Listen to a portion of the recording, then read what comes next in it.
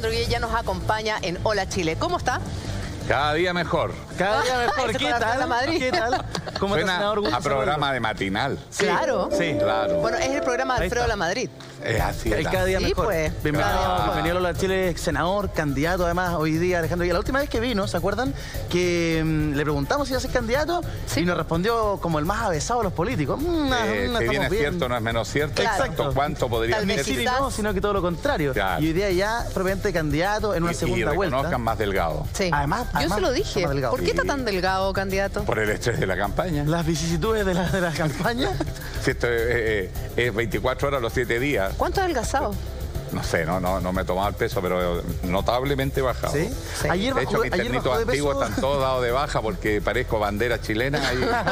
Ayer bajó particularmente de peso con las declaraciones de Sebastián Piñera. ¿Qué fueron para usted las declaraciones de Sebastián Piñera? ¿Fueron acusaciones? ¿Fue la consignación de algo que ya se sabía? No, ¿O fue una impresión de un candidato? Yo en eso quiero decirlo con absoluta seriedad. A mí me empieza a preocupar lo que está pasando, porque hemos empezado a escuchar gente desde el mundo de la bolsa anunciando catástrofes bursátiles, lo que es absolutamente falso, y lo único que se presta para que los especuladores le quiten sus ahorros invertidos en acciones a la gente más sencilla que engancha con estas campañas. Que tengan cuidado los que tienen acciones, no empiecen a vender porque los especuladores crean estos ambientes para después apropiarse de las acciones de los más débiles. Y en segundo lugar, el desconocer nuestro sistema de elecciones. Eso es lo primero que hacen los que quieren desconocer los procesos electorales, y es empezar a decir que aquí hay fraude. Y la verdad que no ha habido ningún fraude. Ningún fraude. Y por lo tanto, la sola insinuación es el que quiere patear el tablero porque ve que el juego no le está conviniendo y los resultados no van a ser como él esperaba. ¿Cómo se tomaba usted la denuncia que hace Piñera con esto de los votos marcados? ¿Como un acto desesperado? Primero, no hay ninguna denuncia en CERVEL sobre votos marcados, por lo tanto es una irresponsabilidad. Pero yo no creo que eso sea una cosa que se le salió y lo dijo, porque su comando siguió insistiendo en esa línea, y yo creo que eso es lo que busca un cuadro de generar un cuadro complejo de miedo en la gente para inhibir votar o para inhibir ejercer legítima y libremente el voto en 2 semanas más. Y eso ya se ha hecho antes cuando la derecha se ha sentido arrinconada en nuestro país desde el punto de vista electoral, porque aquí lo que hay es una elección presidencial en un sistema democrático normal, y por lo tanto todo esto que se está generando simplemente es la anatomía de un fracaso de gente que pretende influir a la mala en un proceso que ya está adquiriendo un vuelco que a lo mejor muchos no esperaban. Pero Alejandro, Sebastián Piñera anoche salió a matizar su declaración. Sí, pero su comando insistió en el punto. Y él dijo que solamente estaba consignando algo que ya los medios de comunicación habían manifestado, consignado el día de las elecciones. No, yo creo que eso no es verdad, y la ambigüedad es lo que más dudas genera. Porque cuando uno mete las patas, va y dice, ¿sabe qué? Perdón, me equivoqué. Y despeja. Pero dejarla tirada así genera un descrédito a las instituciones y a la imagen internacional de Chile, porque esto mismo está pasando en un país de Centroamérica, entonces empiezan las comparaciones.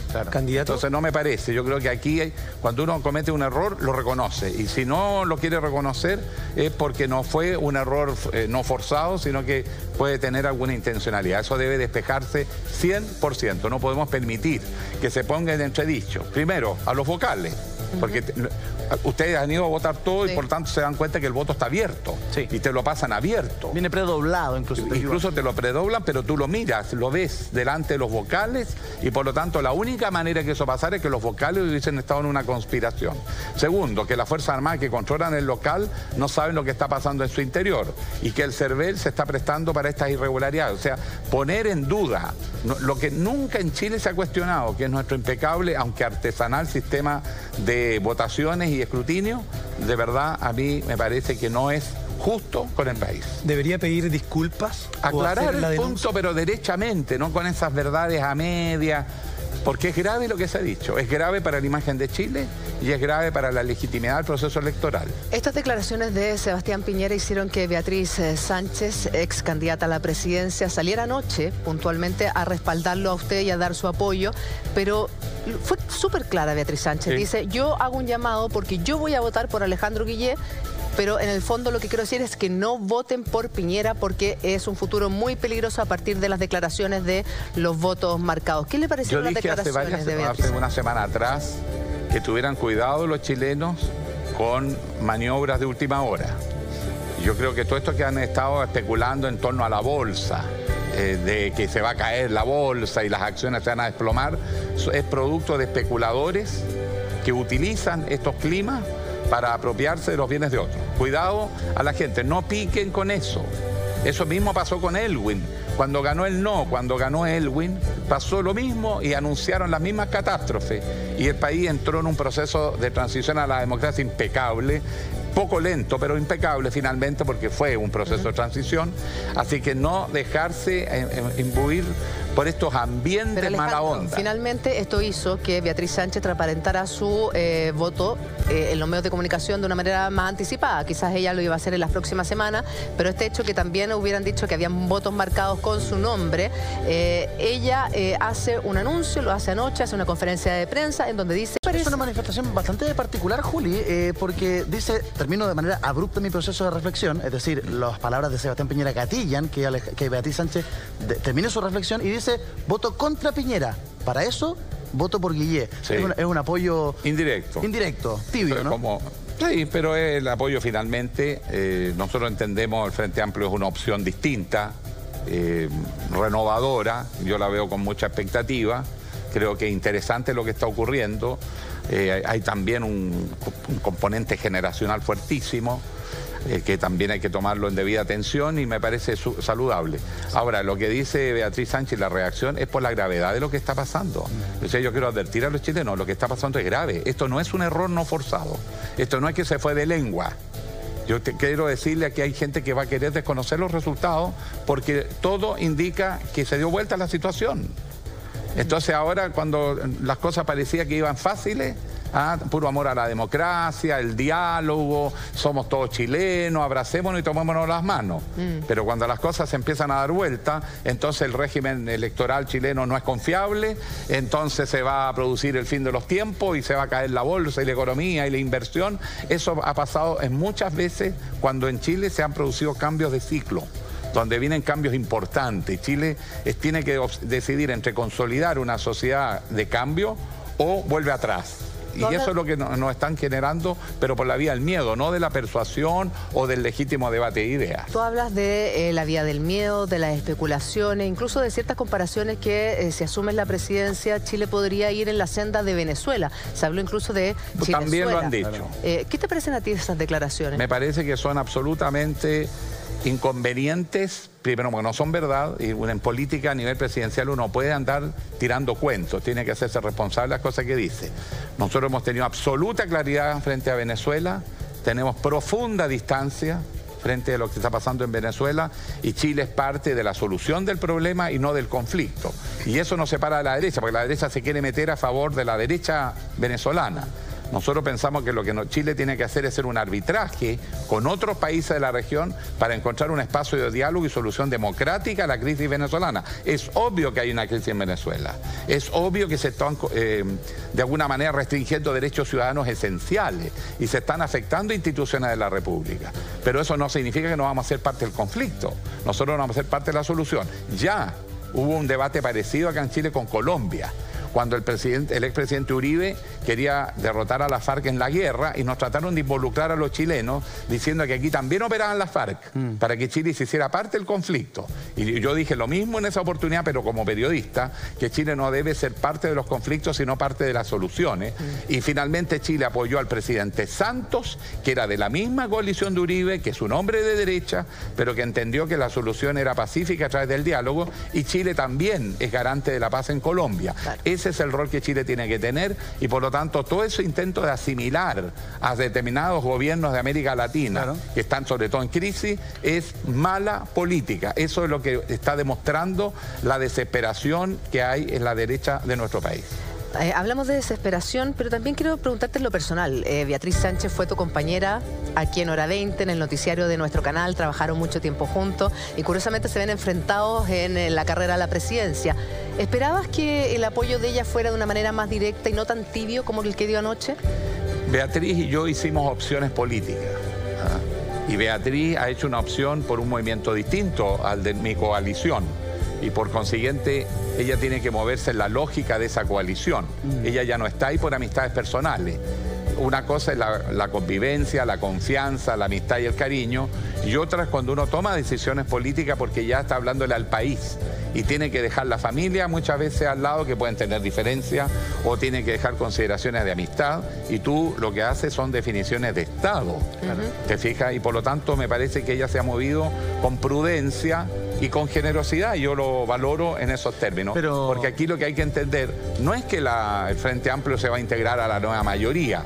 Yo creo que aquí son dos opciones. Claro, pero es que lo que son dijo opciones anoche... progresistas que tienen muchos elementos en común, y lo que nos tiene que unir es una derecha que perdió la brújula. Pero ahora, lo que dijo anoche Beatriz Sánchez claramente es que ella va a votar por ti, sí, pero que no es dueña de los votos. ¿Tú crees que a partir de la declaración de Beatriz Sánchez, Alejandro, el Frente Amplio va a seguir a quien es hoy día como su cara visible, su líder, y va a sumarte a ti en votos?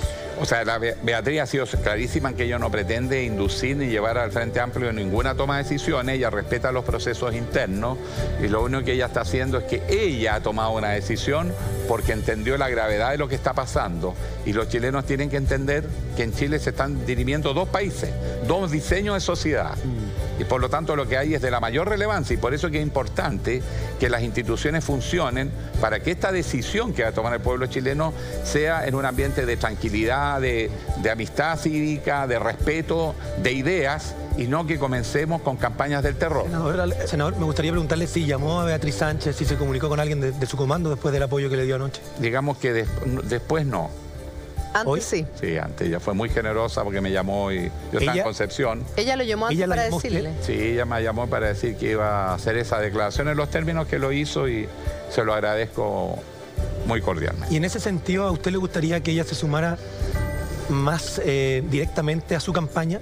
Ya sea a través de una fotografía, ya sea a través de un acto de campaña. Quedan 10 días de campaña, se acaba el próximo jueves. Mira, más que apoyo así de propaganda, yo quiero, y es mi deber, yo soy el primer responsable de eso, de ser capaz de generar un cuadro de confianza en el mundo progresista, de entender que si bien es cierto podemos tener opciones distintas, donde incluso podemos convivir en el Congreso, llegando a acuerdos en las materias que tenemos en común y manteniendo la autonomía en aquellas materias que tenemos diferencias, que eso es legítimo, y por lo tanto hagamos un sólido compromiso por los cambios. Yo creo que eso nos da la gran mayoría, tanto en el Congreso como a nivel de la ciudadanía, que dijo claramente en su voto mayoritariamente quiere cambio.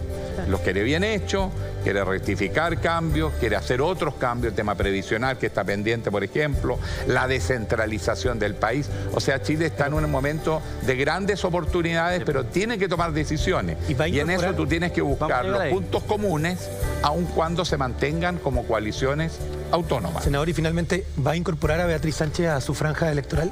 Sí, Beatriz tiene disposición de colaborar y sumarse, y el Frente Amplio decide tener una actitud más abierta, por cierto, que los brazos están abiertos. Alejandro, vamos a los temas que se tratan día a día con la ciudadanía. En su programa se habla de que está hecho, elaborado a partir de las vivencias, de las experiencias de los chilenos. Nosotros aquí en el programa constantemente estamos informando, debatiendo y conversando sobre situaciones que los aquejan y nos complican a todos.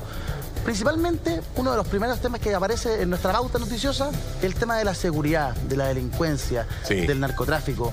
Ahí hay una deuda histórica del Estado, de los gobiernos que han pasado últimamente por la moneda, con la seguridad de la gente.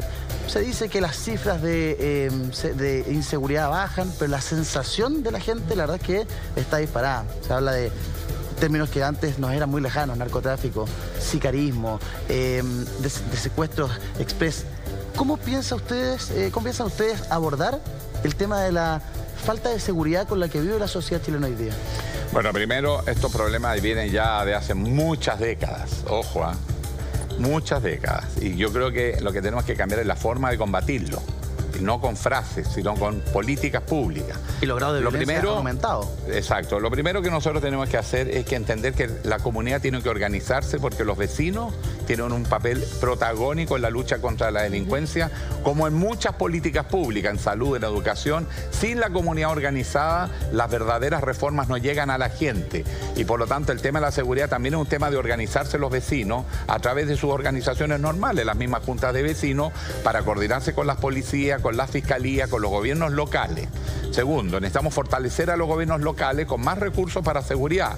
Barrios seguros, iluminados, con espacios públicos abiertos, pero que además haya transparencia, donde los vecinos están organizados y se coordinan con la autoridad cuando hay cualquier problema para reacción rápida. También tenemos que asumir que frente ya al delito consumado, los fiscales no pueden seguir teniendo la autonomía que tienen hoy para cerrar las causas sin investigar. Se está produciendo una impunidad en los delitos en más de un 90%, según información del propio Ministerio Público. Yo no estoy diciendo nada que no esté avalado en las cifras que ellos mismos han entregado. Claro. Y eso ha resultado nefasto. Hay que fortalecer la Fiscalía, por cierto, y además yo creo que hay que especializarla. Tercero, necesitamos especializar a las policías. Yo solo quiero dar como dato, hoy día nadie quiere ser carabinero. Tiene carabineros vacantes por más de 4.000 a 5.000 funcionarios según las dos versiones que he escuchado, pero lo cierto es que hay miles de cupos que nadie quiere llenar. ¿Y por qué no quieren llenar? Porque el carabinero está cansado de tener un delincuente y llevarlo a los tribunales y que lo sueltan ahí mismo. Mire, me contaba una alta autoridad de carabineros, hay delincuentes que han estado más de 200 veces frente a un fiscal y frente a un juez. ¿Cómo van a decir que en 200 veces lo van a soltar? O sea, hay algo que está fallando también en la institucionalidad. Pero está ahí entonces la principal falencia en los tribunales de justicia, en el trabajo de los fiscales, las leyes. Bueno, ya vamos, mencionaste tres: leyes, fiscales, jueces, y en policía mejorar las condiciones, las policías con más atribuciones, pero también hay que hacer más atractiva la carrera policial hoy día, porque si la juventud no quiere ingresar es porque no hay atractivo suficiente. Se exponen su vida, exponen a su familia, a dejarla desprotegida, no hay, por ejemplo, beneficios de salud permanente o de estudios permanentes para los hijos de los policías. Estoy hablando de policía uniformada y civil. Entonces, ¿qué es lo que hacen ellos? Se autoorganizan y ellos han sacado seguros, pero no es porque el Estado les dé garantías a la familia y a los mismos policías que van a quedar protegidos. Un policía queda discapacitado producto de su labor y al poco tiempo queda abandonado y sin los beneficios. Bueno, esas cosas las tenemos que mejorar, tenemos que cambiar para que de verdad ellos sientan que la sociedad los respalda. Y lo otro es la inteligencia, donde pones el eje. ¿Qué hizo que en Chile la delincuencia cambiara y se fuera más violenta? El narcotráfico. Antes había el ladrón suelo que se te vendía la casa, te robaba, o de repente te pegaban, te robaban la cartera y salían corriendo. Pero ¿por qué se hizo tan peligroso? Por el narcotráfico. ¿Y dónde está el eje del narcotráfico? Aquí se combate, creo, mucho al vendedor, que es el final de la cadena. Pero ¿cuál es el corazón de la cadena? El negocio del lavado de dinero, donde se legitima el dinero mal habido y se inyecta en el sistema para, entre paréntesis, blanquearlo. Porque eso viene de una expresión norteamericana. Ahí va el foco de su ataque al narcotráfico. Hay que desarrollar la inteligencia policial para poder atacar el corazón del negocio, que es el lavado de dinero, y desactivas el negocio. ¿Y hoy no se está haciendo? Bueno, ¿quién de ustedes ha escuchado una operación de desbaratar un grupo económico que se dedica al lavado de dinero en Chile los últimos 20 años? Muy poco. Ahora, eso ha sido... Entonces, ¿qué necesitamos? Cambiar el eje de la acción, y eso requiere... Esa ha sido la raíz entonces de lo que estamos viviendo hoy día, porque hablábamos, ustedes, los delitos y la sensación de seguridad viene hace mucho tiempo en nuestro país. Yo estoy de acuerdo con usted, puede venir hace mucho tiempo, han pasado gobiernos de derecha y de izquierda y hemos visto que la puerta giratoria sigue funcionando de la misma manera. El punto es que hoy día estamos enfrentados a un tipo de delito distinto. Hace 5 años nos jactábamos que Chile era un país de paso de la droga. Hoy día se han desbaratado laboratorios. O sea, estamos hablando... Hace más de 30 años que en Chile la droga ya no es de paso. Bueno, pero era lo que las mismas policías reconocían. Y minimizar el problema, no. Si la droga está en todas partes del mundo. La diferencia es que en Chile tenemos que cambiar la manera de combatir el narcotráfico, porque con eso eliminas la mayor parte de lo que es el crimen organizado violento. Y además empieza eso a alimentar que surja otros tipos de organizaciones criminales. Hay que atacar las organizaciones criminales, no a los que están en los terminales, porque esos cabros los contratan en la población. Un cabro que está sin hacer nada, que no tiene futuro, no tiene educación, no tiene nada, y le ofrecen 600, 700 mil pesos al mes y hasta 1 millón. El cabro se entrega porque no tiene otra opción tampoco. Claro, pero entonces, ni se le ocurre pensar. Pero entonces medidas como derribar un muro en la legua o blindar casas en torno a ese sector de Santiago, el cual hay 400 barrios como eso en nuestro país, son barrios críticos. no tienen sentido si realmente no se está atacando el tema del lavado de dinero. Bueno, desde luego tienes que combatir el negocio, pero además tienes que transformar la vida en la ciudad en una vida ordenada, con oportunidades, con calidad de vida. Cuando se producen estas tomas ilegales, que con los hechos en los años se va consolidando, no hay calle suficiente, no hay plaza, no hay iluminación. Entonces tú te metes en un laberinto que es muy difícil salir. Y además la gente está hacinada y por lo tanto lo que necesitamos es el concepto de barrio, barrio integrado, barrio con calles anchas, con iluminación, con cámaras de seguridad si es necesario, con vecinos organizados y sobre todo con oportunidades, cosa que los muchachos que no tienen, vienen de familia delincuente, ¿qué haces con él? Si la única mundo que conocen es el que le transmiten sus padres, que son profesionales. Claro, es que... yo me recuerdo siendo periodista, una vez, pero estaba en otro canal, no en este, hicimos un reportaje sobre la muerte de un delincuente en una población y ellos decían que estaba el ataúd, un vaso de cerveza, un reloj de oro y había una foto de él. Y era todo un ritual. Claro. Y la mamá, no era mamá, la hermana decía, mi hermano era un ladrón, un gran ladrón. Él nunca se metió con la droga. Bueno, otro ejemplo. Hicimos otro reportaje donde murió un narcotraficante y iban en camiones con armas disparando en la población. Y que eso pasa también en La Legua, pues, Alejandro. Dice que hay sectores que los tienes que reurbanizar. ¿Y qué se hace en La Legua, que es una población o un barrio crítico que está intervenido hace muchísimos años por Carabineros y en donde pero nosotros que no es solo todos los días... Pero que espérame, nosotros todos los días escuchamos testimonios, nos llegan a nuestro programa, hemos estado en contacto con las personas, con los vecinos de La Legua que se levantan a las 5 de la mañana, que tienen trabajos honestos, que quieren sacar a su hijo adelante. ¿Y qué pasa? Todos los fines de semana viven balacera, tienen que meterse a sus casas cuando comienzan las balaceras, esconderse en la casa de los vecinos y la solución hoy día es blindarles la casa para poder demoler el muro, pero eso no es vida. Y como que todos vemos propuestas de que sí, más adelante esto, pero ellos necesitan una solución. Mira, hoy día sus hijos... Hay que crear barrios, urbanizar la ciudad y tú desbaratas esos núcleos y haces una urbanización alternativa y bajas la densidad de personas y haces el diseño de barrio, porque eso no tiene diseño, no tiene arquitectura, tiene pasajes que llegan y son pasajes ciegos, porque además están organizados de esa manera y se pasan de una casa a otra. Entonces llega la policía a allanar y se pasan a la casa del vecino. Tienen vigía puesto en distintos puntos, entonces cuando aparece la policía se avisan. Claro. Entonces, bueno, ante eso tú tienes que aplicar planes de inteligencia, pero también de generación de barrios donde tú puedas a la gente que está desesperada de pronto sacarle y ofrecerle a grupos de vecinos que tienen entre ellos intereses comunes, etcétera, opción en otro sector mientras destrabas ese lugar. Si hay un tema de que Santiago creció en forma absolutamente inorgánica, guiada ni siquiera por el mercado, simplemente por la especulación del suelo, y hoy día te encuentras que no tiene grandes avenidas salvo 4 o 5, ¿qué 4 o 5? 2 o 3, el metro ha ayudado un poco, pero es una ciudad que se encuentra con callejones sin salida, no hay diseño de ciudad. Pero sacar a los vecinos de La Legua no es como darle que ganaron los narcotraficantes. No, pues si tú lo cambias de barrio, no tienes por qué. ¿Por qué el vecino que lleva 30 años viviendo ahí va a tener que dejar su casa para que se pueda solucionar un tema que, de verdad, o sea, si lo vemos desde un principio, el nivel de armamento que tienen, o sea, es impresionante. ¿De dónde sale ese nivel de armamento? ¿Dónde está el mercado negro de las armas en nuestro país y cómo se está atacando? Bueno, acuérdense que aquí había un candidato que decía que había que liberar el uso de las armas. O sea, a la policía lo único que hace es tratar de recoger armas, porque si el delincuente sabe que en una casa hay armas, te van a asaltar esa casa de todas maneras. Claro. Y la diferencia del delincuente es que cuando va armado, él la va a usar. El dueño de casa va a vacilar, no va a saber si actúo o no actúo, ya lo tienen baleado a esa altura. Por eso, insisto yo, lo que nosotros necesitamos es un rediseño de ciudad. Si esta ciudad está llena de nudos ciegos, y por lo tanto es muy difícil el control. ¿Cómo anda la policía en la calle si no tiene cómo? Y en tal oscuro, con callejones sin salida, que los vecinos conocen mejor. Senador, es una exposición del riesgo de la vida del policía que va a cuidar a la gente. Entonces no puede seguir haciendo más de lo mismo.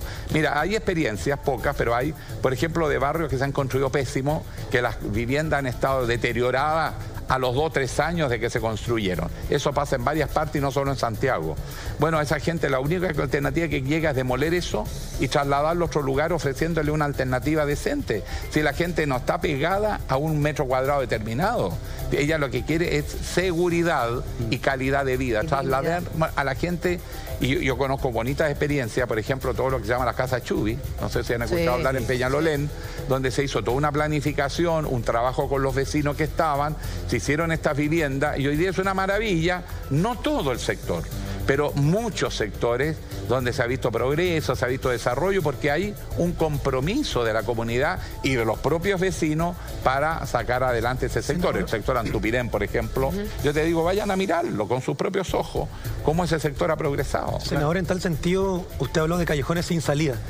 Como primera medida del plan La Legua, usted, si usted hubiera dependido de la decisión, ¿habría derribado el muro que tanto divide a los pobladores o no? Por supuesto, y tienes que hacer diseño de calle, subida en altura, valorizar, cambiar plano regulador. Con los mismos vecinos se hace un plan donde tú tienes que resolver los problemas de fondo. El problema de fondo son las condiciones en que se vive. Cuando tú vives en un sector que está, no sé, hacinado, es muy difícil combatir al narcotraficante, por lo que te explicaba, se pasan de una casa a otra, hay casas que están en lugares que se supone que no están, porque ni siquiera están reconocidas, entonces tú no tienes un mapeo apropiado, pero si tú planificas ancho de cuadras, salidas, plazas, consultorio y le vas dando infraestructura, cambia el plano regulador, subes en altura, a esos mismos vecinos tú le das un departamento razonable donde pueda ir con su familia o casa, pero eso requiere planificación.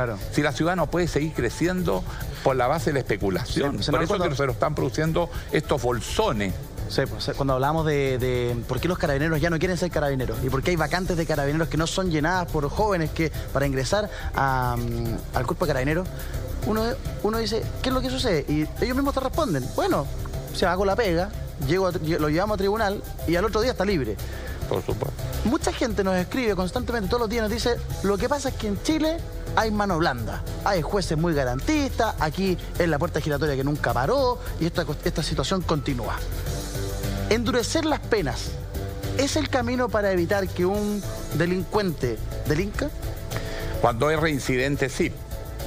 O sea, yo no entiendo cuando dicen el delincuente cayó abatido y tenía 10 órdenes de aprehensión y 3 condenas.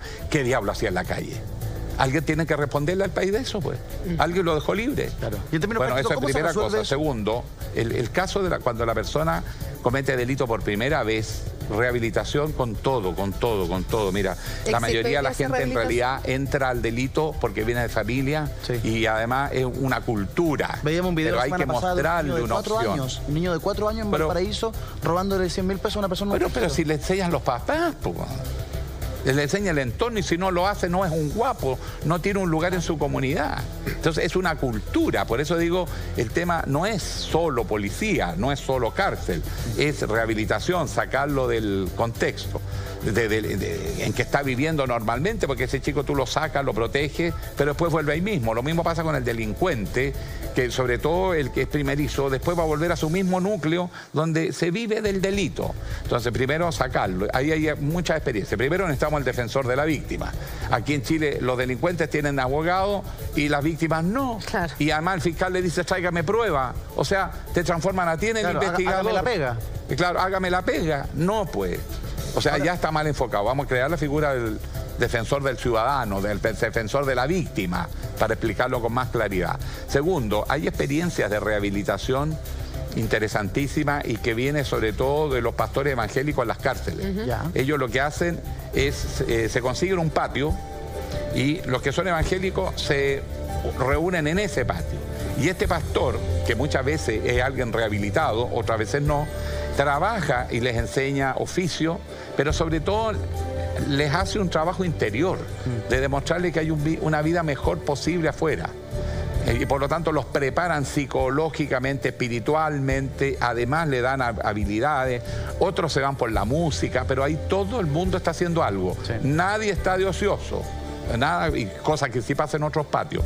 Pero lo más interesante, cuando salen, ellos mismos los acogen y los sacan de ese contexto original y lo llevan a un mundo donde sí se les da oportunidad de reinserción en el empleo. Es que ahí se hace un doble juego, candidato. Hay algunos que efectivamente se rehabilitan y se reinsertan en una sociedad, y que es lo que queremos todos. Hay otros que utilizan estas situaciones para tener buena conducta y salen y siguen delinquiendo. Claro, o sea, pero es lejos la experiencia de rehabilitación más exitosa que tenemos más en Chile. efectiva. Ahora, usted hablaba del niño de 4 años, que es un ejemplo que nos llamó mucho la atención de la quinta región, que los agentes del banco decían, no, que nosotros no lo denunciamos porque los papás son choros. ¿Qué garantía le podemos dar a ese niño de tan solo 4 años que ya está sacando la plata de una persona que está sacando plata del cajero? Él está robando esa plata como una travesura o porque se lo enseñaron. No tenemos la claridad respecto a eso. Que va a poder tener oportunidades, que va a poder salir adelante cuando la institución que está a cargo de garantizar sus derechos está tremendamente cuestionada, como el caso del Sename, y en donde incluso hay algunos proyectos que están descansando en el Congreso que hablan de dividir este servicio en dos, en los niños que ya comenzaron una carrera delictual, lamentablemente, con los niños que son vulnerables y que han sido agredidos en sus respectivos hogares. Claro, tú tienes que separar ahí, necesariamente. Ahora, porque son situaciones distintas. Un niño, si cae en la delincuencia es porque sus derechos han sido vulnerados. El problema está que algunos en el camino se transforman en vulneradores de los derechos de otros. Y por lo tanto tú tienes que hacer la separación. Pero lo principal es tratar de sacar al niño del entorno en el cual está siendo educado dentro de la educación por la violencia o la delincuencia. Lo tienes que sacar. ¿Cómo lo protege? Primero, priorizar si tiene parientes, por ejemplo, a veces los abuelos, los tíos que lo puedan recuperar y se hagan cargo de él y se lo quitas a los padres. Si los padres son delincuentes y lo están mal enseñando. En segundo lugar, si ya la familia no puede, ahí es cuando tú recurres a organismos como Sename. Ahora, todos estamos al conteste que Sename nadie fiscalizaba, que había que capacitar a la gente que trabaja ahí, chequear mejor qué gente es la que acoge a estos niños, porque esa familia que acogen reciben una remuneración, es un aporte en dinero del Estado por cuidar a ese niño. Sí, claro. Bueno, que tengan real vocación, que estén preparados, que estén fiscalizados, que vivan en condiciones de dignidad para ese niño y lo puedan separar. Quizás trabajar mucho más el tema de la adopción también en Chile. Te fijas, en Chile es difícil adoptar un niño. Entonces resulta que el niño queda en manos de los delincuentes y ahí nadie pone ninguna traba. Claro. Y en cambio anda a tratar de adoptar un niño. No, te investigan hasta quinta generación para atrás. Sí. Bueno, un poco exagerado lo que estoy diciendo, pero es muy engorroso. Sí. Entonces también buscar otros mecanismos de protección del niño. Y a propósito de niños que muchas veces son protagonistas de ciertos delitos y que cada vez son más frecuentes en las noticias, ¿desde qué edad debería comenzar la responsabilidad penal en menores? Tú comprendes que un niño chico no le puedes decir solo porque aumentaron los delitos. Lo que tienes que hacer es sacar a ese niño de ese contexto. El niño está siendo víctima. Al niño lo están mal enseñando, lo están mal educando, lo están enseñando a ser ladrón, sinvergüenza, agresivo, violento. Y por lo tanto, ese niño está siendo una víctima. Tienes que sacarlo de ahí. No mirarlo como victimario. Pero tampoco, si él comete un crimen, tampoco lo puede dejar en la calle como que no pasó nada porque tiene menos de 14 años. Claro, el Estado se tiene que hacer cargo. ¿Partidario mantener el límite de edad para tener una responsabilidad penal? Pero si la tontera no está en la edad del límite de seguirlo bajando, es que tú tienes que tomar medidas efectivas. Si el niño está cometiendo un delito, no puede irse a su casa como que no pasó nada. ¿Te fijas? Porque además lo transforman más en víctima, porque entonces los delincuentes profesionales usan a los menores porque saben que el juez va a decir niño chico, se va a su casa. Entonces los utilizan y más los corrompen. Ahí se podría hacer entonces una protección inteligente es que a ese niño le tienes que dar una alternativa de vida, que no puede ser en el entorno en que está. Ahí se podría hacer algo, porque hay sociedades en las que una persona mayor de edad que utiliza a un menor... En Cuba, por ejemplo, que utiliza a un menor para perpetrar un delito, ese mayor de edad... Es una agravante.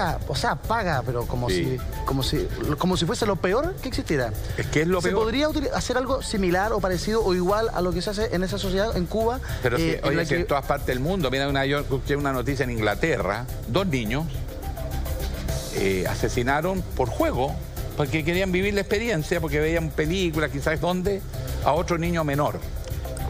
Bueno, ellos a los 18 años salieron de la protección del Estado, pero estuvieron en un recinto especial del Estado, donde se educaron, donde trataron de formarlo, pero ellos respondieron de su acto.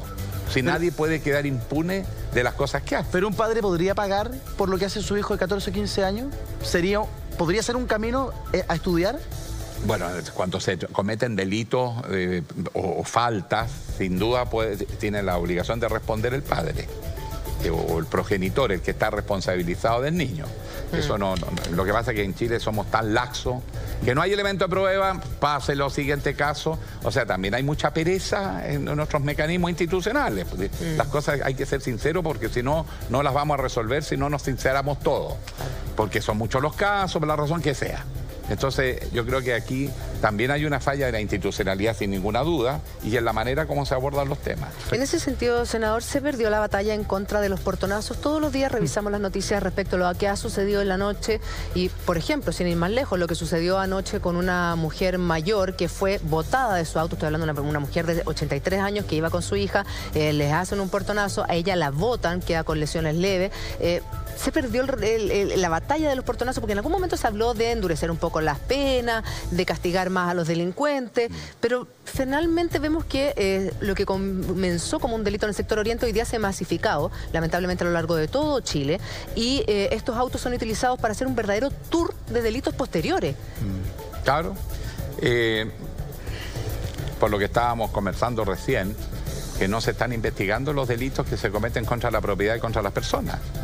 En consecuencia tenemos un sistema que muestra estadísticas positivas porque aparecen todos súper bien evaluados los funcionarios, pero no se están aclarando los hechos. O sea, yo te puedo asegurar que los grupos que hacen el portonazo en Santiago no son muchos.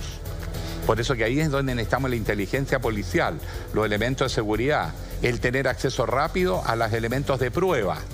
Pero yo creo que eso tiene que ver con técnica investigativa. Por esa razón yo creo que una de las claves es mejorar los estándares de nuestras policías, a cambio de lo cual tú le mejoras su estatus, sus remuneraciones, le das garantía, le das seguridad para que la gente decente quiera ser policía y no se pierda esa vocación. Y ellos especializarlos en el crimen organizado. Candidato. Porque en Chile vamos contra los efectos, pero no atacamos a los que organizan. Si estos no son tantos grupos. Pero lo que está preocupando yo te puedo hoy día, asegurar que no son tantos grupos. Pero lo que está preocupando hoy día a los ciudadanos es efectivamente estos grupos que están conformados por muchos menores de edad. En el caso de la semana pasada veíamos a un hombre que incluso le dispararon al oponer resistencia cuando le estaban haciendo un portonazo en la comuna de Vitacura y que finalmente él ni siquiera va a denunciar porque es un portonazo frustrado. Entonces, ¿se perdió la fe en la justicia? ¿Usted alguna vez ha sido víctima de algún robo? ¿Ha conocido el proceso como víctima realmente? Porque cuando te llega una carta diciendo que no hay más antecedentes Mira, yo tengo de parte de la Fiscalía, que vivía la impotencia es grande. Que vive en Providencia, le robaron un auto que tenía no más de 6 meses de que lo había comprado. Nunca lo citaron a un tribunal. Nunca, un auto, Después a otro le patearon la puerta de la casa, entraron a la casa, robaron todos los artículos electrónicos. Y ellos hicieron la denuncia. Computadores, equipos musicales. Se hizo la denuncia y hasta ahí llegó. O sea, es verdad que hay impunidad. Sí, pues, hay impunidad y hay impotencia. Y por lo tanto, cuando hay impunidad, ¿qué hace la policía? ¿Qué hace la víctima? Llega un rato que se resigna, que le tocó. Entonces, por eso que yo creo que hay un enfoque equivocado. No se trata de más policía, más penas, más, sino ser más claro en las normas legales, restringir la facultad de los jueces de cerrar causas sin investigar, no crear la figura del defensor de la víctima, un abogado que exija la diligencia para desbaratar. Tercero, inteligencia, vamos al crimen organizado, porque tú destrabas al capturar un crimen a un grupo organizado, desincentivas, pero cuando la gente ve que es una franca chela, esto de asaltar y dar portonazo porque no pasa nada, entonces hay muchos que empiezan a imitarlo. ¿Con eso basta? ¿Con eso basta para frenar la...? No, el otro es que tenemos claramente una sociedad que tiene que dar más oportunidades, porque cuando tú tienes una persona que nace con padres que son analfabetos, el cabro chico nadie se preocupa en mandarlo al colegio, o si va al colegio no sabe lo que hace ahí porque sus códigos culturales no tienen nada que ver con el colegio y ni siquiera entiende porque está ahí y se aburre, y la única manera de ser alguien, porque los demás lo miran así, el cabro se pone cada vez más bravo porque se siente también agredido por la desigualdad de situación que está con los demás. Bueno, ese chico necesita una educación especial, apoyo especial, pero hay que ocuparse del cabro y protegerlo a su vez de que no vuelva al entorno en que se está malformando, por decirlo de esa manera. Por eso que este no es un tema solo de policía y jueces y fiscales. Tiene que ver con educación, con acceso a salud, acceso a oportunidades. Mira el deporte. ¿Cómo rehabilitas tú? Una vez lo dijo un jugador de la selección chilena, Gary Medel. Lo dijo, yo no sé si lo dijo en broma o no, pero él quiso poner un tema, mucha gente no le entendió. Dijo, gracias al fútbol yo no soy narcotraficante. No soy delincuente, claro. Delincuente sí. fue. ¿Por qué quiso decir él? Yo tuve oportunidades. De salir él no se adelante. estaba vangloriando ni estaba diciendo que él era mala onda. Dice, yo tuve oportunidades. Cuando la gente tiene oportunidades, tiene una salida. El tema es que estás tratando con gente que no sabe otro modo de vida. Claro. Entonces, esto también tiene que ver con educación temprana y con protección de ese niño vulnerado. Claro. Senador, lo quiero invitar a otra lista de la conversación, a otro tema para debatir y que también se reitera mucho en el programa, que tiene que ver con la salud. Hace pocas horas, hace pocos días atrás, conocimos una historia que es desgarradora. Un matrimonio de 10 meses en la región del Biobío llegó a un hospital porque ella necesitaba atención. Fue ingresada a un box y ahí estuvo 12 horas sin ningún tipo de atención en el Hospital La Higuera de Talcahuano. Perdió la vida. ¿Qué se va a hacer en términos concretos para evitar que una mujer en nuestro país espere 12 horas su muerte sin recibir ningún tipo de atención en el servicio público? Una joven de 21 años, con toda la vida por delante, que ese día cumplía 10 años de matrimonio. 10 años de 10 meses. Perdón, 10 meses de matrimonio con su marido también muy joven. ¿Qué se va a hacer? Porque la deuda de la salud es una cosa de verdad eterna. Se conoció la propuesta de Sebastián Piñera en la franja de ayer, que decía, si una persona pasa una lista de espera más de 30 días, va a poder ser derivada a un centro de salud privado de su propia elección. ¿Es una medida que usted adhiere, le gusta, es una buena propuesta? Eso o es una buena propuesta lado? para las clínicas privadas que te cobran no sé cuántas veces más que en el sistema público y lo único que va a hacer es acentuar las debilidades del sistema público, que va a terminar transfiriendo recursos públicos al sector privado. El sistema público tiene que ser de altísima calidad. Cosa que no sucede. El problema que nosotros tenemos en Chile es, primero, no hay prácticamente medicina preventiva y tenemos malos hábitos de vida que están explicando altos índices de enfermedad en Chile que deberían contenerse por educación, no en los hospitales. Segundo lugar, tenemos una red primaria de salud que, siendo pequeña, dentro de lo pequeña es eficiente, pero no da abasto.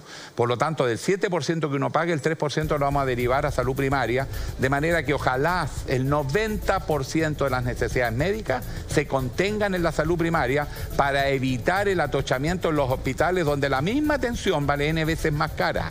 Pero entonces, y por lo tanto hay un tema de organización de los recursos también. No solo es problema de plata, es cómo organizas los recursos. Y por lo mismo, tú lo que te aseguras es que la mayoría de la gente va a tener una atención precoz, anticipada, preventiva, para evitar que desarrolle enfermedades. Y los hospitales solo para los casos de urgencia genuina y real, porque hay gente que el niño se resfría, que tiene fiebre y se lo lleva al hospital. Claro, pero en el caso de Talcahuano, esta mujer de 21 años, una chica tremendamente joven, recién casada, llegó con una crisis de asma, por supuesto, y que no fue atendida durante 12 horas y lo que le provocó la muerte finalmente. No, pero entonces, yo estoy de acuerdo que es una atrocidad lo que está pasando todos los días, y eso pasa todos los días. Alejandro, entonces, lo que pasa es pero que... quiero explicar que si tú despejas el hospital precisamente para que la que va con real emergencia, tú primero vas a la salud primaria, te hacen el diagnóstico, te darían con la urgencia y te llevan en la ambulancia y te ponen donde tienes que estar. Pero si tú llegas solo y está un médico de turno con un pequeño equipo y tiene 50 personas esperando o 20, el tipo más o menos así va a ir viendo los casos que va atendiendo. ¿Sabe lo que pasa, senador? Entonces, que el necesitamos organizar el sistema de salud. El diagnóstico de la salud pública en nuestro país lo tenemos más que claro. De hecho, ese día abrimos nuestro Twitter y los mensajes eran desgarradores. O sea, una niña nos contaba que a su abuelita le dieron hora para operarse más o menos de urgencia.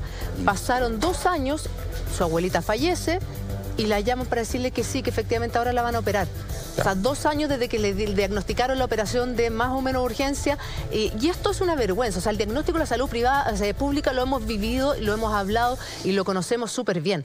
El punto es qué medicamentos le damos a la salud privada. Hay una ayuda, existe un modelo para terminar con las horas de espera, para tener más especialistas. La prevención yo la entiendo, pero no creo que sea lo único. Es que, ojo, cuando tú tienes una población que tiene alto número de infartos, alto número de personas con diabetes, sobre cualquier promedio, o donde se difunde el VIH, como se está Chile, que es líder en América Latina en difusión del VIH. Eso es un liderazgo negativísimo, porque todos los otros países están mejorando, Brasil, Bolivia, todos caen y Chile sigue subiendo, es porque te está fallando la prevención. Y eso tiene que ver con educación y salud primaria, no con hospitales. Entonces nosotros estamos con mucho índice de enfermedades que hay que contener cambiando los hábitos de vida. Obesidad, diabetes, exacto. Yo lo entiendo. Entonces tú pones el énfasis, primero, no tener tanta gente enferma. Claro. Y en segundo lugar, como ya tienes más contenido en la salud primaria, el hospital está para los casos de emergencia. Pero con eso basta, poniendo el foco en la salud primaria, en la salud preventiva. Pero ayuda, absolutamente. Tú ahí puedes contener en un país moderno, bien organizado, tú puedes más o menos llegar a contener hasta el 90% de las necesidades de prestaciones médicas. Y segundo, pagando el 3% no te cobran ninguna cosa más. Hasta los medicamentos te los entregan gratis y tienen acceso universal. Todas las chilenas y chilenos, aunque no tengan previsión, porque ya hay un esfuerzo redistributivo, porque el que gana más, de eso, su 3% es más alto que el otro que gana menos.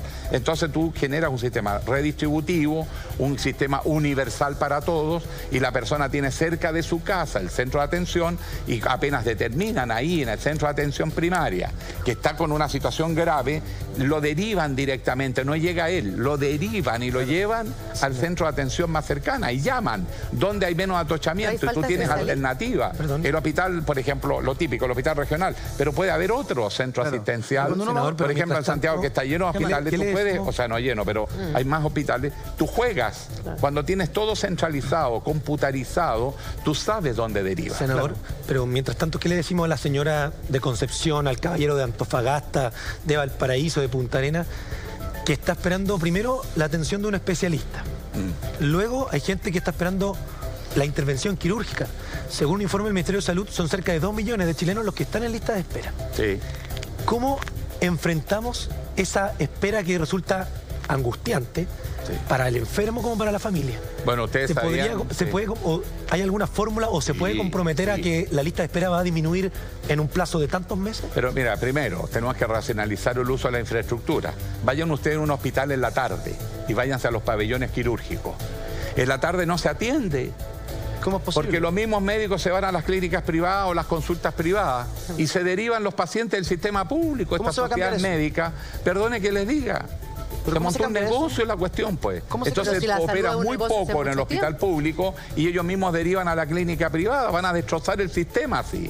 Entonces nosotros tenemos que ocupar los hospitales las 24 horas. O sea, ¿y eso ¿qué te dice que no se puede ocupar para suplir esas horas que no hay médico en la tarde en un hospital? Tiene 2 turnos, te sale más barato que construir un hospital. Hay que tener más médicos. Estamos construyendo hospitales que trabajan a media máquina.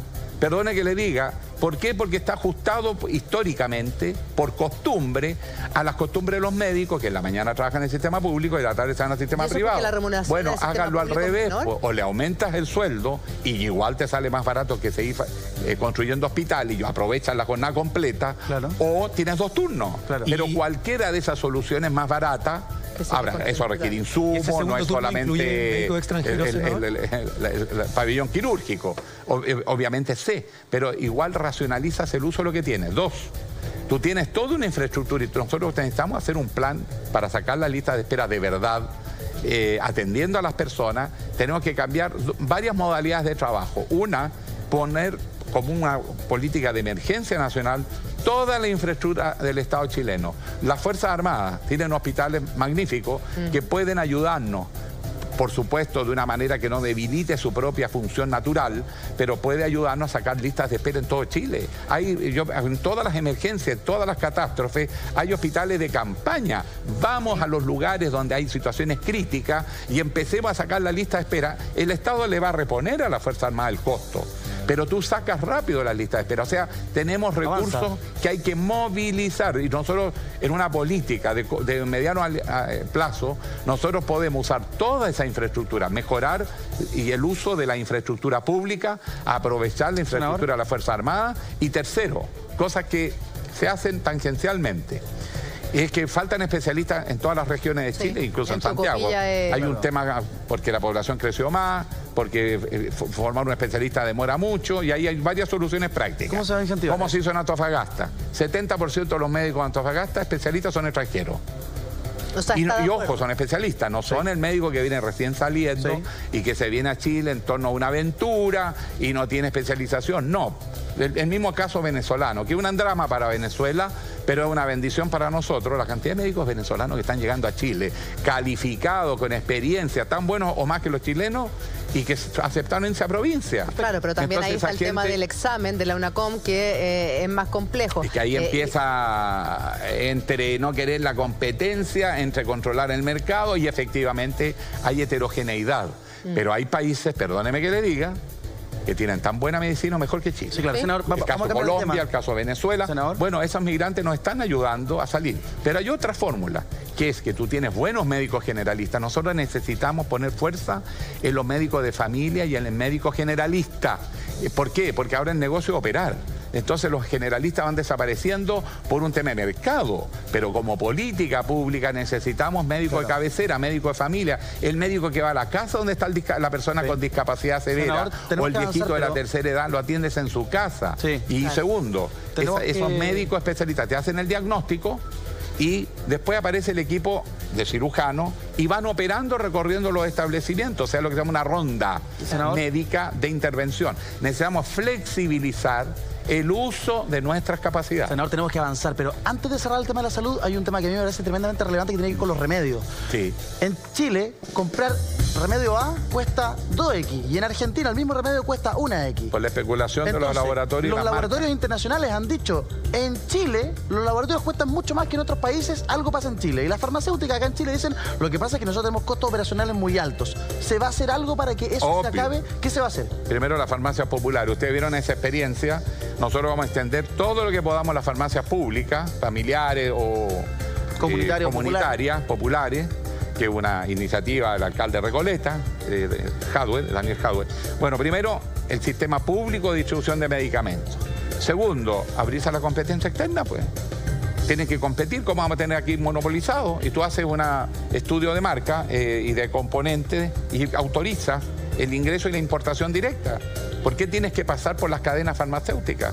En tercer lugar, tú tienes que distribuirlo gratuito, los medicamentos de más uso, sobre todo en su formulario clásico, ¿no es cierto?, lo que es el genérico. Claro. Y para eso, obligación de tener los genéricos. Vayan a una farmacia y pregunten si hay un genérico, pues. ¿Te venden de a uno? ¿Te venden máximo a dos? Tienen muy poca dosis y por lo tanto es una estrategia de mercado. Entonces la pregunta es, ¿qué es más importante? ¿La estrategia de mercado que tenga utilidad en la cadena farmacéutica o la salud de los chilenos? Y ahí es donde el Estado tiene que poner normas, pues. Claro. ¿Te fijas? Y terminar con estos abusos. Y no estamos yendo contra la economía de mercado, lo que estamos poniendo es transparencia. Si son los medicamentos más caros, América Latina, lejos. Lejos. Que decir que aquí hay abuso. Es que en ese sentido hay varias cosas que nos parecen bizarras de nuestro país y que día a día las vamos informando en nuestro programa, como lo que hablábamos del tema de la salud, que de verdad es como un zapato chino. Yo entiendo su postura de la medicina, sobre todo preventiva, que muchos médicos piensan igual que usted, pero ojalá se pueda solucionar lo antes posible el tema de la lista de espera. Es muy bonito porque médicos jóvenes están redescubriendo y le están haciendo. Yo he estado en un hospital y he visto muchos médicos jóvenes que se están especializando en medicina general, trabajar con la familia. Yo creo que hay que volver a eso que era lo clásico. Entonces, se lleva un control del niño o del adulto, que tienen el control, saben los riesgos que tienen. Son pacientes de toda la vida al final. Y además la ficha electrónica permite que tú te metes al computador con tu cédula de identidad y sacas todo tu perfil. Dentro de las cosas que nos parecen bizarros, porque somos de un programa que postula que tanto la salud como la educación es un derecho que tenemos todos los ciudadanos en nuestro país. Ciudadanos con discapacidad, ciudadanos... Vamos a tener... Bueno, un derecho que tenemos y que deberíamos exigir de manera más tajante, me da la impresión a mí, más que vamos a tener, porque el derecho existe per se, otra cosa es que no se cumpla. El punto que le quiero decir tiene relación con la educación y con lo que hemos visto el último tiempo, con estos apoderados que pasan la noche haciendo una fila para poder postular a sus hijos a un determinado colegio, con estos apoderados que tienen que dejar a la suerte del destino de una tómbola el que si su hijo ingresa o no a ese establecimiento. ¿Qué le parece a usted esta técnica de la tómbola y estas largas filas que tienen que someterse los apoderados, incluso pernoctar a las afueras de un establecimiento educacional para que su hijo quede en ese establecimiento? Primero, yo soy partidario de la educación mixta. Siempre hemos tenido provisión mixta en Chile, pública, privada. Y me parece que la subvención es razonable en tanto no tiene fines de lucro. Porque lo que no puede pasarnos es que el Estado está poniendo plata para los niños y se está yendo al bolsillo para hacer otros negocios. Inmobiliaria. El que instala un negocio que en el fondo es la escuela para derivar inmobiliarias, como ha pasado en muchas partes de Chile, como el ejemplo que tú señalas. Porque eso ya es abuso y es usar mal los fondos públicos. Ordenado el sistema, yo soy partidario de la provisión mixta, y segundo, en todas partes del mundo existe un sistema y es que hay un muy buen colegio público en todos los barrios. Y por lo tanto lo natural es que el niño vaya al colegio, o la niña, vaya al colegio público, que es un estándar de calidad razonablemente bueno y parejo en todo el país. De manera que no establezca desigualdades de oportunidades. Y eso es fortaleciendo y invirtiendo en educación como la prioridad número 1 de los países. Los países que hicieron hoy día desarrollo son los países que hicieron de la educación su prioridad 1. Por eso la importancia de la gratuidad, de la carrera docente y las reformas que se están haciendo y que vamos a profundizar, seguir avanzando en la gratuidad. Entonces, ¿qué te ocurre? Hemos logrado el entorno, ahora tenemos que meternos al interior de los colegios con los proyectos educativos, los métodos de enseñanza-aprendizaje, el rol del profesor, el rol de los alumnos mucho más activo, en metodologías más completas, más integrales y además más novedosas, más de plantear problemas, trabajar en equipo, etcétera. Todo ese fenómeno, que es el que vamos a tener que impulsar ahora como parte de la reforma, parte también por el principio que el Estado tiene que invertir. Por esa razón se hizo la reforma tributaria. La reforma tributaria es lo que está permitiendo la gratuidad. Si tú echas para atrás la reforma tributaria, no hay financiamiento para la gratuidad. Y lo menos que Chile le puede garantizar a todos los compatriotas es que nadie se quede sin estudiar por falta de plata. Pero si quiere ir a lo privado y pagar, puede hacerlo, pero porque es una opción. Es que hay un drama. Pero eso no significa que no tenga una provisión con garantías de calidad a todo. Pero entonces el barrio, el colegio barrio, perdona, se cierro con eso. Conozco la experiencia de mucha gente. Yo tengo de hecho una hermana mía que vive en Estados Unidos, por razones de que aquí en Chile una de sus hijas no tenía atención en el sistema de educación, se tuvo que ir a Estados Unidos. Y allá llegan con los niños, mira el cambio de mentalidad que hay. Llegan a la escuela y ella empezó a dar explicaciones que su hija menor tenía aquí que allá. Que no, mire, ese es nuestro problema, no suyo. Nosotros vamos a hacer un diagnóstico y vamos a atender a sus 3 hijas de acuerdo a sus necesidades. Entonces, mientras una es superdotada, la otra tiene un poquito de... se va para adentro, un síndrome de Asperger, y se encargan de ella. Hay actividad en común, actividad aparte, pero eso es responsabilidad del colegio, porque el niño tiene derecho a la educación y el profesor y la escuela está preparada para dar esa atención, cosa que en Chile no está preparada. Tenemos que prepararlo para que ningún niño se quede sin educación en los establecimientos públicos. Ojo con las personas con discapacidades. Senador, claro, eso en Chile lo corretean de los colegios. Por eso le digo, o sea, en Chile ellos pareciera que no tuvieran un derecho a la educación, pero claro, Germán le quería hacer ahí es donde hay una disyuntiva de muchos padres, sobre todo de clase media, que con la eliminación de muchos colegios subvencionados están optando por irse a la educación privada, se endeudan pensando que en la privada van a tener una mejor educación, porque también temen que en la educación pública no van a tener la educación que ellos quieren que sus hijos tengan. Entonces está esa disyuntiva, sobre todo de padres de clase media que pueden pagar, pero muchas veces a crédito o a cuota, un colegio particular, porque en su barrio o en su comuna no hay un colegio de buena calidad público. Sí, eso es. Entonces, ¿cómo nivelamos la cancha en la educación pública para que el papá, en definitiva, opte por lo que muchos quieren, que vaya a la educación pública, pero de calidad?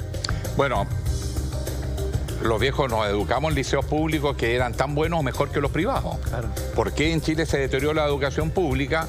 Porque todos creían que esto era un negocio y por lo tanto había que dejar morir la educación pública porque ese es el diseño original y irse a la privada. Y se iba a ser un bien que todos pagaban. Y como transición se inventó esto de la educación subvencionada, que era aquellos que hoy no pueden pagar por la educación de sus hijos, que van a hacer un aporte y el Estado le va a poner otro. Pero derivó a negocios que todos terminamos aceptando, que eran inaceptables. Sí, entonces, ¿cuál es el problema? No es la educación subvencionada en sí misma. Son épocas distintas. Mis papás también estudiaron en educación pública. Por supuesto, y ellos, pero era otra calidad. Era otra calidad. Era otra calidad. Que el colegio, mis papás dicen, el colegio donde yo estudié ya no tiene la misma calidad de cuando yo estudié en los años 60. Sí. Entonces... Por eso que tienes que recuperar la educación pública como derecho. Parte de tus derechos es tener un establecimiento público de alta calidad, tan bueno como cualquier... Pero ¿cómo se empareja? ¿Cómo se hace eso? ¿Y cuándo, en definitiva, la educación municipal pública va a ser va a ser del mismo nivel que un instituto nacional, que un liceo 7. Que Las Tarrias. Bueno, tú comprenderás que hay colegios que son emblemáticos porque seleccionan los mejores alumnos también. O sea, el mérito es del colegio, pero también es de los alumnos, porque si tú seleccionas los mejores alumnos de un colegio y lo concentras en un solo curso, es el mejor curso del colegio. Y lo mismo hace si lleva a todos los mejores alumnos a una comuna, a un determinado colegio y al resto lo reparte, pero eso tiene un riesgo. Y es que se termina segregando. ¿Por qué razón? Porque antiguamente en el colegio público llegaba gente de todas las edades, todas las condiciones. Digamos, perdón, de todas las condiciones sociales, de distintos niveles educacionales. Entonces, ¿qué ocurría? Cosa muy bonita. Los mejores alumnos, 5 o 6 por curso de 40, arrastraban al resto del curso. Es impresionante cuando en un curso hay un muy buen alumno, porque es el referente de sus compañeros. Entonces seguían como, este es bueno. Pero si tú no tienes alumnos líderes, se te achata el rendimiento del grupo. Esto es igual que cuando tú haces deporte. Sí. Si compites con deportistas destacados, tú te superas mucho más que si pichangueas nomás. Por esa razón, la salud, la educación tienen que tener excelencia y calidad. Y tienes que tener una red pública. Pero además, es perfectamente compatible con lo privado. Yo no tengo nada contra lo privado, pero tiene que encenderse que no tiene fines de lucro, que las platas del Estado son para los niños y no para negocios. Entonces aquí se está produciendo un ordenamiento, está costando, yo reconozco que produce focos que van a tener que regularizar y normalizarse, de manera que los padres tengan la garantía que van a poder poner a un hijo, y si quieren hacer una opción privada, tenga la oportunidad. Ahora, si no pueden pagar, me parece que la educación subvencionada, o sea, de particulares, pero que tienen un proyecto educativo de calidad, tenga la posibilidad de recibir respaldo del Estado para acoger niños. No tiene por qué ser todo estatal. Pero, candidato, ¿qué le diría usted hoy Pero día? estamos ordenando el cuadro porque, perdona que te diga, había muchos colegios que ofrecían el oro. Yo una vez escuché un colegio que era para genios. No sé si se acuerdan ustedes, ofrecía genio y no tenía nada de genio, era... Pero, y los papás creían que era para genio y creían que su hijo era genio. Bueno. Cuando uno quiere meter a su hijo al colegio, y lo digo como mamá, y yo creo que a todos nos pasó, uno trata de dejarle un buen legado a su hijo, que es la educación. Claro. Y uno muchas veces hace un esfuerzo sobrehumano por tratar de dejarlo en el mejor colegio, y si uno no puede acceder a un colegio o quiere darle una educación privada, hay muchos papás que hoy día están pidiendo créditos para endeudarse, claro, para que sus hijos puedan ir a un colegio privado, porque ellos creen o ellos asumen que en un colegio privado van a recibir mejor educación que en uno público. ¿Qué le diría usted a esas personas que hoy día están asumiendo créditos, quienes pueden y son sujetos de crédito, porque lamentablemente no todos los chilenos somos sujetos de crédito, quienes van a endeudarse y van a tener que ir pegando en cuotas los 200.000 pesos que más o menos en promedio hacia arriba cuesta un colegio particular? Bueno, esos padres están pagando malas políticas que tuvimos durante 40 años y destruimos el sistema de educación pública. Sí, es verdad.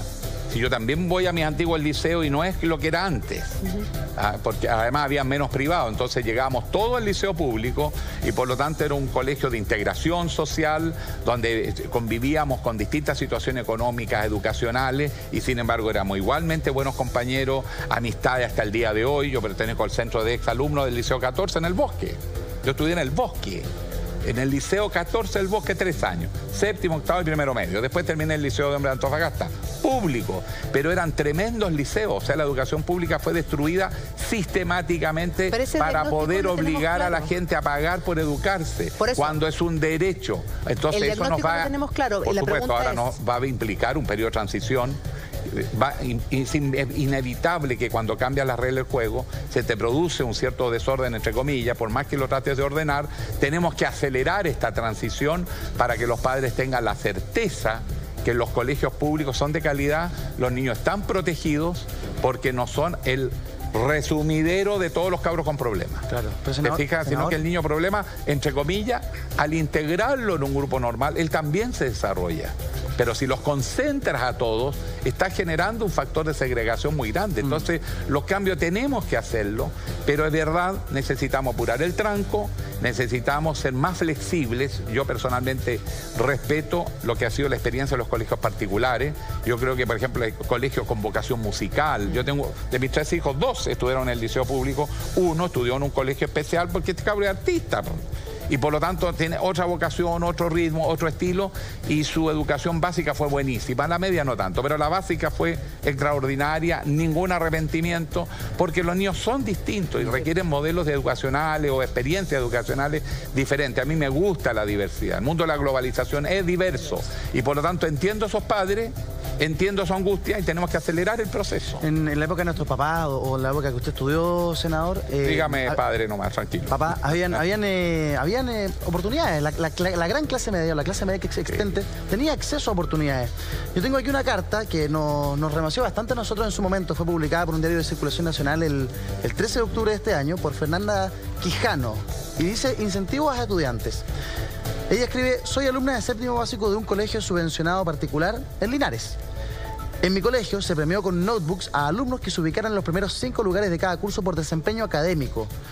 Yo tenía uno de los 5 mejores promedios, pero no calificaba porque mis padres trabajan y ganan un sueldo digno y acorde al sacrificio que realizan desde que entraron al mundo laboral. Y agrega, mis papás no heredaron nada, solo la educación hasta el cuarto medio. Solitos y con esfuerzo se han ido capacitando y logrando mejoras salariales en sus puestos de trabajo. Y como ellos pertenecen a los que considerados trabajadores no pobres, los hijos recibimos el mismo trato con serio incentivo. Y yo me siento muy identificado con la carta de Fernanda, porque yo estuve en Concón, en el colegio María Goretti, de un colegio de clase media, colegio particular subvencionado, de unas monjitas, y esta historia se repite. Muy poca ayuda del Estado y muy poca ayuda del mundo privado. Sí. Está la clase media hoy día en una especie de limbo. Obvio. En la cual estás en la mitad del lago, tiras la mano para allá, no llega, tiras la mano para atrás y tampoco llega.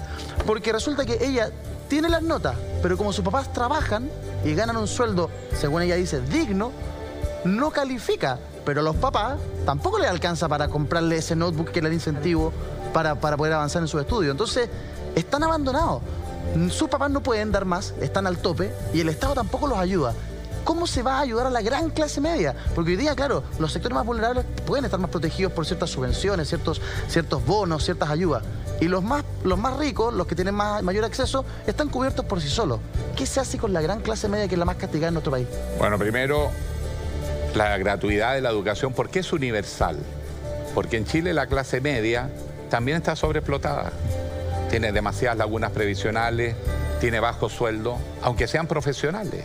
Imagínate un profesor, por ejemplo. En Chile ahora se les mejoró un poquito, bueno, fue bastante, pero para estándar nuestro. A nivel internacional están bastante deprimidos y por lo mismo queremos que la salud y la educación sean gratuitas y de acceso universal. ¿Cómo? En el caso de los estudiantes, que los jóvenes no tengan límite en sus sueños. O sea, ningún niño o niña en Chile se queda sin estudiar por falta de recursos. Eso es lo que estamos trabajando. Hoy es el 50% de los niños tiene gratuidad, de los jóvenes. Con el presupuesto del próximo año vamos a llegar al 60%. Nosotros esperamos llegar a lo menos al 70%. Eso significa que le vas a asegurar a la clase media que sus hijos van a tener educación, incluyendo universitaria. Y ojo, cualquier carrera. Porque hoy día la clase media no puede llegar a medicina porque cuesta $1.000.000, 800.000 pesos, y por lo tanto estudian carreras que cuestan 250, 300.000 pesos. Eso está produciendo una fatal segregación en las oportunidades. Por lo tanto, la gratuidad tiene sentido porque en Chile el 80% es clase media. Carreras popular también, y clase media, 80%. Entonces, por eso que estamos trabajando por la gratuidad. Y cuando yo hablé de salud, dije algo, del 7%, 3% a salud primaria. Salud primaria, acceso universal, con medicamento incluido. Perfecto. ¿Te fijas? Y además con elementos redistributivos, porque, claro, si tú ganas $1.000.000, tu 7% es más alto que si ganas 500.000 pesos o 200.000 pesos. Exacto. Entonces también te genera un poquito más de justicia social, efectos redistributivos, como pasa en todas las sociedades, donde los que ganan más tienen que poner un poquito más para ayudar a los que están abajo. Claro, usted dice que la clase media es el 80%, ¿no? Hoy día yo te diría que para los estándares somos el país de América Latina con más PIB. Es decir, Producto Interno Bruto, pero la concentración de la riqueza en Chile es grosera. Pero entonces, por esa razón... Esa clase media es la que paga sagradamente sus impuestos. Se la descuentan nada más por planilla. La descuentan por planilla, y si tienen algún pitutito, alguna boleta, también lo pagan, en fin. Sí.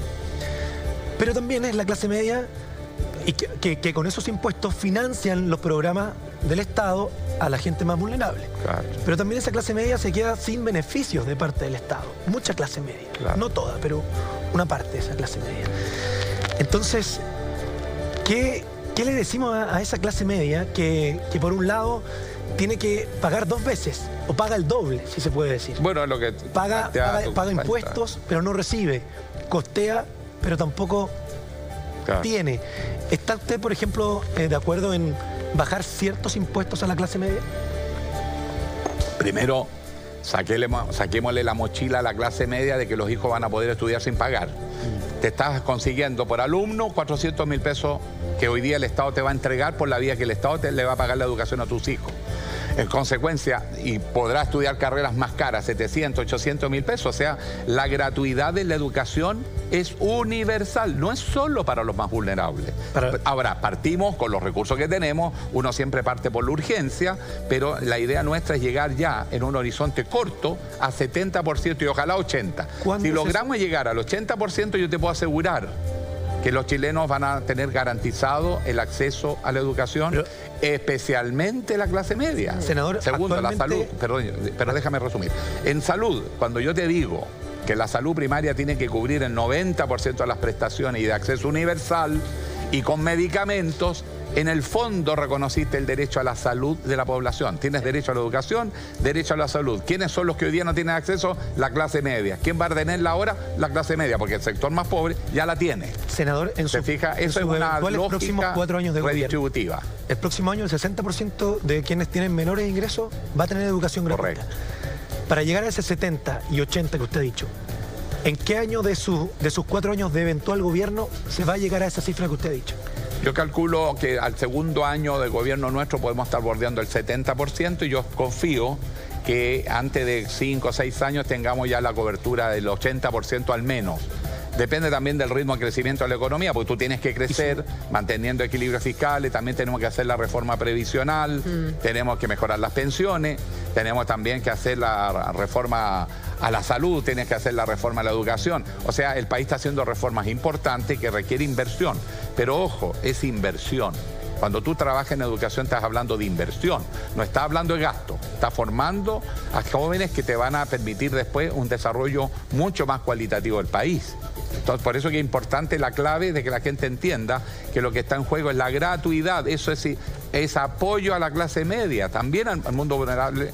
Y lo mismo la salud. Cuando hablamos de la reforma de la salud, es gratuidad también para la clase media. No es gratuidad porque pone el 3%, pero me refiero, le das acceso asegurado y garantizado a la inmensa mayoría de los chilenos, que es clase media. Senador, cuando seguimos hablando de la clase media, y uno de los temas que más los afecta también y que durante el último tiempo se han levantado movimientos ciudadanos que han incluso marchado con el eslogan "No más AFP". ¿Qué va a pasar con el sistema previsional? ¿Cuál es su propuesta? ¿Qué es lo que va a hacer? ¿Va a eliminar la AFP? Mira, yo no estoy diciendo nada que no sepan todos los chilenos. El que está en AFP, salvo un círculo muy pequeñito, reconoce que este sistema es un desastre, pero más grave, cuando se creó el sistema, yo ya era periodista, se dijo que ibas a percibir el 70% de sus últimas 10 remuneraciones. Falso, no es así. No es así. Y no digan que es por la inestabilidad laboral y las lagunas. Los profesores en Chile, por ejemplo, tienen bastante continuidad y por consiguiente tendría que haberse notado en el profesorado ese 70% y no es así. Por lo tanto, esto surge de un gran engaño y una enorme frustración. Entonces la discusión en Chile no es AFP, no AFP, es cuál es el sistema de previsión que nos garantiza mejor protección a todos los chilenos. Esa es la discusión que tenemos que abrir. Y segundo, cómo aseguramos que ese fondo que se genera entre todos los chilenos sirva para un fondo de inversión para el desarrollo del país que genere empleo a las generaciones que vienen. Le pongo un ejemplo. Por lo tanto, cierro y redondeo, por lo tanto hay que abrirse a un debate donde al menos ponemos término al monopolio de la AFP, porque tú estás obligado. En el sector privado, sí, por ejemplo, en salud, tú puedes finalmente decir, bueno, me voy a FONASA y tengo varias alternativas, me voy a ISAPRE y tengo varias alternativas. Pero en su manera previsional te tienen atrapado, te tienen obligado. O sea, me puedo cambiar a uno que me puede cobrar una comisión menor, pero finalmente, si administran mal mis ahorros que hago, ellos no pierden nada, pierdo yo como cotizante. Ellos ganan igual y los usuarios pierden. Y ha habido años que ha sido dramática la caída. Dramática. No, sí lo sé, lo tengo claro, reviso todos los meses mi cartola. Pero por eso le pregunto. La idea es que la gente pueda elegir. O sea, tú le vas a abrir las oportunidades No vamos así decir, ¿quiere AFP? Bueno, ahí tiene la AFP. Pero también tiene otras alternativas que sean más eficientes. Hay una que se ha propuesto incluso en el gobierno actual, que es mejorable a mi juicio, porque además del ahorro personal, tiene que haber un ahorro o un aporte del empleador y además, como era antiguamente, un aporte del Estado. Eso también va en beneficio de la clase media, porque es para todos, no es solo para algunos. Ahora, todos estamos al conteste que hoy día tenemos un drama con los jubilados y por lo tanto no podemos solo decir a 20, 30 años más. Tiene que ser aquí y ahora que parte de ese esfuerzo adicional vaya a mejorar las pensiones más bajas. Es un largo... El camino va a ser largo. Desgraciadamente estos temas toman tiempo. Oiga, senador, ahí el equipo asesores ya se lo está llevando. Están nerviosos. Tranquilo, papá. Antes de despedirlo, usted le dio una entrevista a Felipe Bianchi en el Diario de Tercera y le preguntan por el fútbol y usted dice, bueno, ayudaron a Piñera y a Ruistaglia a sacar a Jaro y a Bielsa. Cariño no le tenían, dice usted, pero nosotros vamos a tratar de traerlos de vuelta a los dos para retomar el gran sueño de Chile. ¿Va a traer a Bielsa y a Harold Nichols a la NFP de vuelta? Bueno, conversando con Bianchi, obviamente había un poquito chunga. Me encantaría, para serle sincero, yo conozco a Harold Nichols, él está haciendo un trabajo muy lindo a través de todo Chile, promoviendo el fútbol en todas las edades, sobre todo las divisiones inferiores, y por lo tanto tengo gran simpatía por el trabajo que están haciendo y queremos que eso se pueda relevar. Ahora, Bielsa fue el que inició el cambio de mentalidad, no solo de los futbolistas, no solo de los deportistas, sino de los chilenos. Nos enseñó que podemos ganar. Y ojo que el domingo tenemos una final, no, el sábado, final infartante. A propósito. Porque el Colo, la U y la Unión, que son tres equipos que nos han representado además en torneos internacionales, juegan. Yo creo que este es uno de los torneos que va a tener un tan reñido como la presidencial. Como la elección presidencial y más infartante, pero sobrevivir para llegar a la elección presidencial. ¿Es una intención, un ofertón o una promesa? ¿Cuál? ¿Lo de Bielsa? Lo de Bielsa, lo de traer de Bielsa. ¿O se reconoce el envío de Bielsa? Sí, yo puedo lo haría, pero tomen en cuenta que el fútbol profesional chileno se privatizó. Sí, claro. Yo soy partidario de revisar y que sea el modelo más, me gusta más el modelo del Barcelona. Los hinchas son los dueños de los clubes. Si no hay camiseta, si no hay pasión, el fútbol no significa nada. Yo miro a veces partidos buenos entre equipos que no conozco, no vibro. Es una cosa estética, pero no vibro. Pero cuando hay camiseta, pocha, que es lindo el fútbol. ¿Va a cambiar la ley de y otros deportes también? ¿En el deporte pretende hacer un cambio en la ley de sociedades anónimas que rige el deporte? Sí, yo creo que hay que revisar eso porque se prometía que eso iba a ser transparente y qué sé yo, y no ha sido así. Y segundo, porque yo veo que estos tipos no están tan preocupados de que a los clubes les vaya bien, sino más bien hacer negocios con los jugadores y en pleno campeonato armando equipo. Entonces nunca podemos armar equipos ganadores de un proyecto que llega a la Copa Libertadores, etcétera, porque te desarman los equipos porque el negocio prevalece. Aquí está pasando lo mismo que ha pasado en otras actividades. Cuando el centro es el negocio, se desvirtúa la actividad. Se trata de hacer buena gestión, pero para que haya deporte, pues, no al revés. Buen deporte para que hagan negocio unos pocos, no hay ninguna gracia para Chile. Candidato, le queremos agradecer de haberse tomado el tiempo, de haber compartido con nosotros. Esperamos haber aclarado muchas dudas.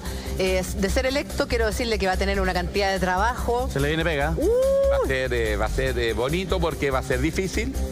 Porque hoy día tenemos 3 bloques políticos en el Congreso, ninguno es mayoría. Exacto. Y la capacidad de articular alianza y sobre todo porque la ciudadanía quiere participar.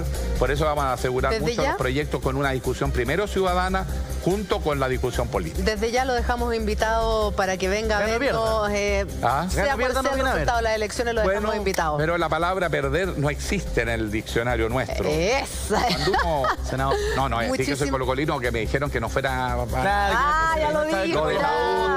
Lo de la Unión Española y que uno es sectario. Pero sabemos por dónde late el corazón. Yo lo único que pido es que sea una final infartante. Es una final infartante. Que lo disfrutemos como se jugaba el fútbol antes, que era el valor del fútbol por sí mismo. Y cuando un equipo chileno nos representaba, todos estábamos... Yo me acuerdo que grité por Cobreloa, grité por la Unión, grité por la U, grité por la Católica alguna vez. Y alguna Colo vez, Colo- pero mire cómo es, por la ¿Alguna Católica vez? alguna vez. Oiga, señor, No me pidan tanto, Que una le cosa vaya- es el pluralismo y otra... La Gracias por venir a realidad, vernos, senador. candidato, le agradecemos. Por el Queremos Colo también... grito hasta cuando es el partido del fin de semana. Ah. Bien, bien. Le agradecemos y queremos contarles que mañana va a estar con nosotros el otro candidato a la presidencia, Sebastián Piñera, en este diálogo que pretendemos hacerlo honesto, simple, sincero y por sobre todo aclarando las dudas que tiene nuestro público en su hogar. Senador, Gracias, candidato. muchas gracias por haber venido, que le vaya muy bien, nos vemos. Y Éxito. Gano Verde nos viene a visitar entonces. Sí. 10:45. ¿Usted me permite Por supuesto, que besito. yo salude a... ¿Besito? Sí, pues. Hora de besito. Era mi Lita, profe. a su exalumno. Era mi profe. Sí. Gracias, senador. Oye, si yo donde voy he sido profesor de alguien. Increíble. La edad... No siga adelgazando, sí, beneficio ¿ah? de la edad, ¿ah? No siga adelgazando. Vamos a ver si después termina dictando clases de cómo gobernar. Sí. Vamos a ver, vamos a ver.